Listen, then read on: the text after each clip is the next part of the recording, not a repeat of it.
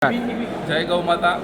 હું ડૉક્ટર મોહિત કોટડિયા, જે કે ફ્રોઝન ફૂડ મેંદરડાથી આજે ગાંધીનગર ખાતે અમારી ટીમને અમારા ભાઈશ્રી અમને આમંત્રણ દેવા માટે પધાર્યા છે।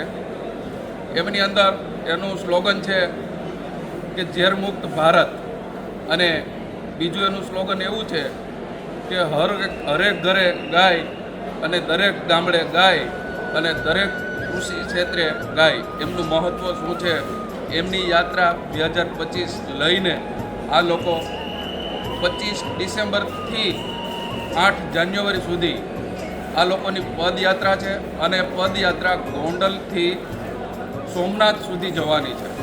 અને એનું મેઇન સ્લોગન છે કે ભારતને ઝેર મુક્ત બનાવવા માટે આ લોકોએ ખૂબ સારું વિચાર્યું છે અને ખૂબ સારા વિચાર કર્યા છે। અને મોદી સાહેબનું જે સ્લોગન છે કે ભારત જેને ઝેરમુક્ત કરવાનું એને એક સ્લોગન છે, એ સ્લોગન આ લોકો સાકાર કરવા માટે આ લોકોનો અથાગ પ્રયત્ન થઈ રહ્યો છે।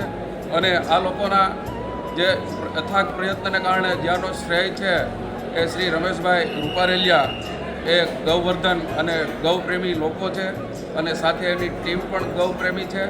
તો હું આહ્વાન કરું છું લોકોને કે આવા ગાય પ્રેમી, ગામડા પ્રેમી અને કૃષિ પ્રેમી લોકો છે, આ લોકોને આપણે ખૂબ મહત્ત્વ આપવું જોઈએ, અને આ લોકોને સાથ સહકાર આપી આપણા મોદી સાહેબનું જે સ્લોગન છે કે ભારત ઝેર મુક્ત ભારત, એને આપણે ભારતને ઝેર મુક્ત બનાવી અને એનું સ્લોગનને આપણે પૂરું કરવું જોઈએ।